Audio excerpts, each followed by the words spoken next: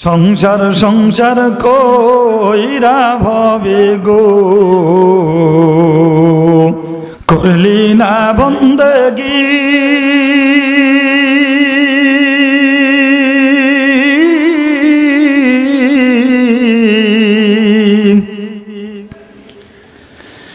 আর কিভাবে কাটাইবি মনরে কবরের জিন্দেগি রে ওরে জীবন গুনাই গুনাই গেল রে ওরে জীবন গুনাই গুনাই গেল রে সংসার সংসার কইরা ভবে গো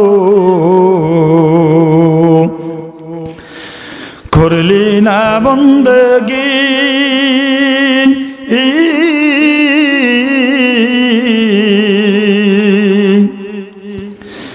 কিভাবে কাটাইবি মনরে কবরের জিন্দেগি রে ওরে জীবন গুনাই গুনাই গেল রে ওরে জীবন গুনাই গুনাই গেল রে ওরে নিঃশ্বাসের বিশ্বাস কইরা গো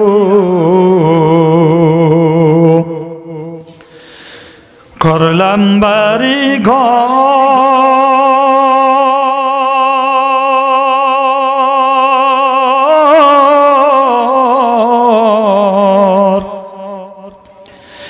ওরে কোন দিন জানি আজরাইল আইসা গো সবই করে পরে ওরে জীবন গুনাই গুনাই গেল রে ওরে জীবন গুনাই গুনাই গেল রে ওরে ছেলে মেয়ের জালাই ফইরা গো ডাকলা না মাওলা রে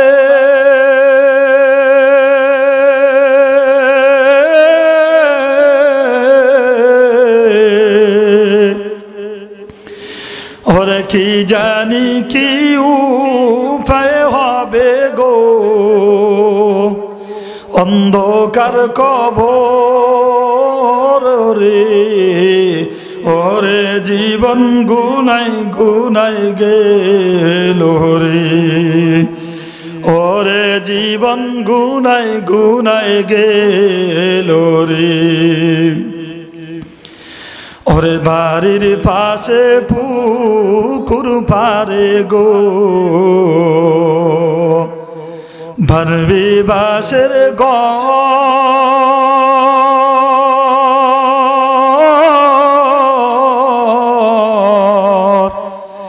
ওরে ভাইও নাই তোর বান্ধব নাই ওরে কে লইবে খবর রে ওরে জীবন গুনাই গুনাই গেল রে ওরে জীবন গুনাই গুনাই গেল রে সংসার সংসার কইরা ভবে গো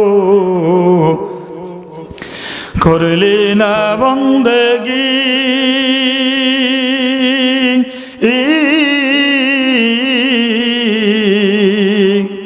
ওরে কিভাবে কাটাইবি মনরে কবরের জিন্দেগি রে ওরে জীবন গুনাই গুনাই গেল রে আলাইহিস সালাতু ওয়াস সালাম সন্তানকে নিয়ে মিনা বাজারে রওনা করেছেন মিনা বাজারে যাওয়ার পর সন্তানের সাথে এবার পরামর্শ করে সন্তান আমি জানো তোমাকে কি জন্যই মিনা বাজারে এনেছি সন্তান বলে বাবা না না আমি জানি না বলে আমি বাবা তোমাকে এই মিনা বাজারে এনেছি।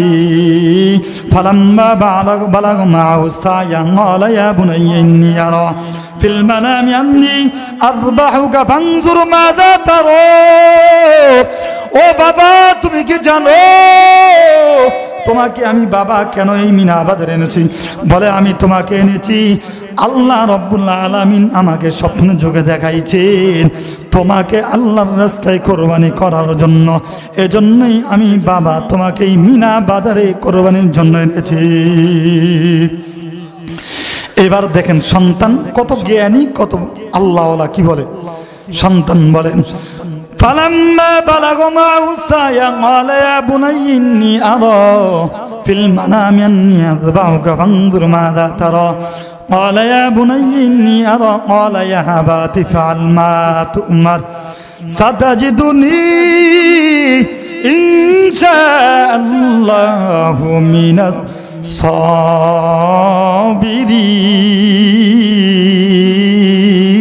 الصابرين حمد بحد مرخدای فاکرا حمد بحد مرخدای فاکرا آکه ایماداد مشنده خاکرا آکه در دمدمی دور حیرا داد اجتو فانجتو نوحرا یا الہی तू मेरा माबूद है या इलाही तू मेरा माशूक है। এবার সন্তান বলে বাবা তুমি আমাকে যেই জন্য এখানে এনেছো তাড়াতাড়ি করো, তাড়াতাড়ি করো। তোমাকে আল্লাহ যেই স্বপ্ন দেখাইছেন ওই স্বপ্ন তুমি তাড়াতাড়ি পূরণ করো এবং আমি ইসমাইলকে তুমি ধৈর্যকারীদের মধ্য থেকে উত্তম ধৈর্যধারণকারী হিসেবে আমাকে ভাইবা। সুবহান। এবার সন্তান আবার বাবাকে পরামর্শ দাও, ও বাবা তুমি আমাকে জবাই করবা, আমার মনের মধ্যে কোনো ব্যথা নাই, তবে বাবা তুমি আমার চক্ষু দুটাকে ভালো করিয়ে বাঁধিয়ে নাও, আমার ঠ্যাং দুটা ফাউ দুটা ভালো করিয়ে বাঁধিয়ে নাও। ও বাবা তুমি ছুরিটা ভালো করিয়ে একটু ধার দিয়ে নাও যাতে কইরা আমার তুমি জবাই করতে খুব কষ্ট না হয়। সন্তান বাবাকে এই পরামর্শগুলা দিতেছে। কত আল্লাহর প্রিয় বান্দা হলে এই কথাগুলো বলতে পারে সন্তানের নিজের মুখ দিয়া, কারণ সন্তান জানে আমাকে এখন কোরবানি করবে, জবাই করবে। সন্তান বলে বাবা তুমি আমাকে জবাই করবা, আমার মনের মধ্যে কোনো কথা নেই, তুমি আমাকে জবাই করে দাও, আমার মনে কোনো ব্যথা নাই, তবে বাবা আমার মাকে আমার সালাম বলে দিও, মার কাছে আমার সালাম শুনায়ো, মাকে আমার সন্তানের সালাম দিও, কারণ মা দীর্ঘ 10টা মাস আমাকে গর্ভধারণ করেছে, কত ব্যথা অনুভব করেছে মা, প্রসব বেদনার কত ব্যথা মা। ও বাবা তুমি আমাকে মরুভূমির মধ্যে রেখে চলে গেলে, মা আমাকে খেজুর খাওয়াইছে, খেজুর শেষ হয়ে গেছে, পানীয় শেষ হয়ে গেছে, মা আমাকে তার জিহ্বা আমার মুখের মধ্যে ঢুকিয়ে আমাকে বাঁচিয়ে রেখেছে, পানি নাই মার জিহ্বার মধ্যে লালা নাই, মা একবার সফা পাহাড় একবার মারোয়া পাহাড়ে দৌড়েছে পানি আনার জন্য। ও বাবা কত কষ্ট করিয়া মা আমাকে লালন পালন করেছে, তুমি তো আমার কাছে ছিল না। ও বাবা মার কাছে আমার সালাম জানিও, আর আমার জামাটা আমার মাকে নিয়ে দিও, তবে জামাটার যেন কোনো রক্ত না লাগে। সন্তান এবার বাবা সন্তানকে শুয়ে ছুরি চালানো শুরু করে দিল, এত জোরে জোরে ছুরি চালাইল আসমানের যত ফেরেশতা আছে সমস্ত ফেরেশতা আল্লাহর হামদ ও তাসবিহ পড়তেছে, আল্লাহকে বলতেছে রে মালিক এই বৃদ্ধ বুড়া ভদ্রলোকটাকে তুমি থামাও। এত শিশু বাচ্চাটার উপরে নির্যাতন করতেছে, কত কষ্ট দিতেছে আল্লাহ। আসমানের ফেরেশতারা পর্যন্ত চিৎকার করতেছে। সবাই বলেন আল্লাহু আকবার, আরো জোরে বলেন আল্লাহু আকবার। ফেরেশতা বলে আল্লাহ এই ভদ্রলোকটাকে তুমি থামাও। ফেরেশতাদের দোয়া আল্লাহ কবুল করেছেন।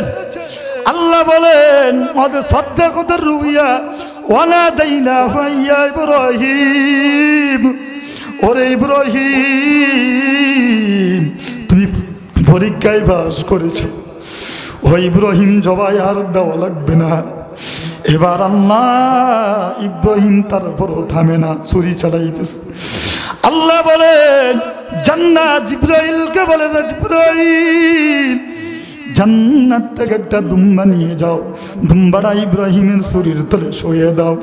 দুম্বা জবাই হয়ে গেল, বাবা ছুরি চালান থেকে দাঁড়িয়ে গেলেন, দেখে ইসমাইল পাশে দাঁড়িয়ে আছে। ইব্রাহিমকে কহে না আল্লাহ রব্বানি, আমার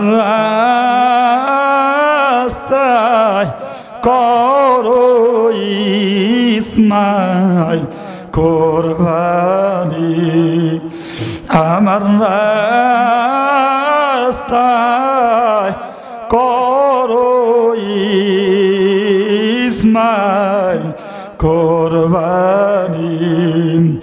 ইব্রাহিমকে কহেন পুত্র শুনছনি,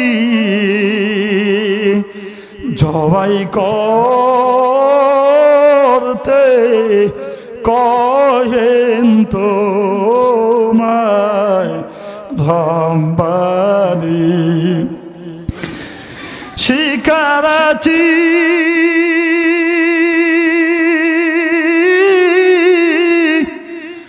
ও আব্বা জানেননি, কেবল মায়ের জন্য কান্দে আমার প্রাণকারী, কেবল মায়ের জন্য কান্দে আমার প্রাণকারী। জবাই যদি করে না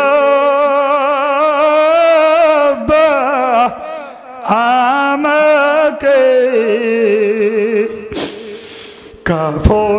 কাফরেতে রক্ত যেন না লাগে, কাফরেতে রক্ত যদি দেখে মা না জানি মা পাগল হইয়া কোথায় যায়, না জানি মা পাগল হইয়া কোথায় যায়। মায়ের মতন কেউ আছে নাকি? সবাই বলেন মায়ের মতন পৃথিবীতে কেউ আছে? কেউই নাই। সন্তান মায়ের জন্য বুকটা শীতল করে দিয়েছে। কত মানুষ দেখলাম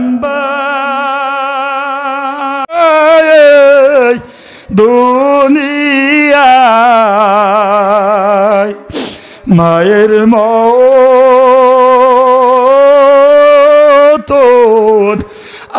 আপন কেহু নাই রে নাই, মায়ের মতন আপন কেহু নাই রে নাই।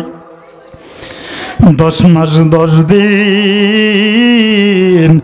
গর্ভে ধারণ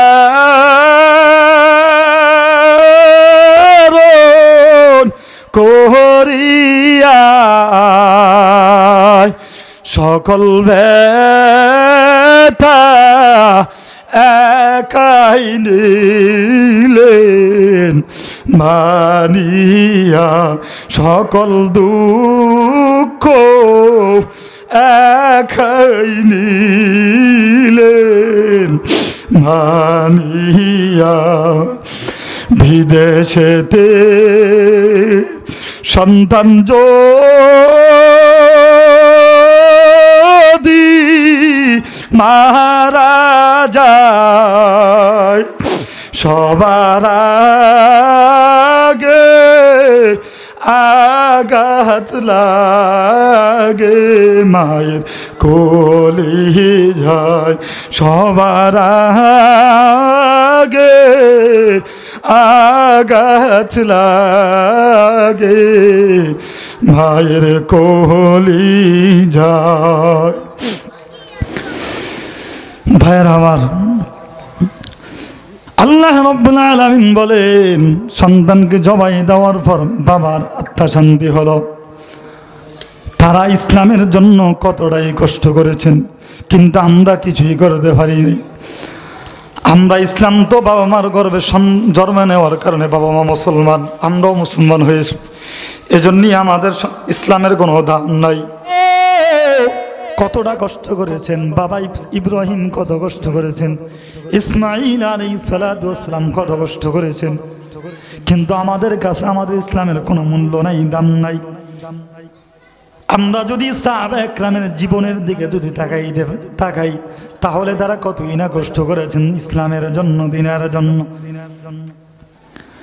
হযরত বেলাল রাদিয়াল্লাহু তাআলা আনহু আজমাইন, তিনি ইসলামের জন্য কতটা কষ্ট করেছেন, সবাই শুনবেন কিনা?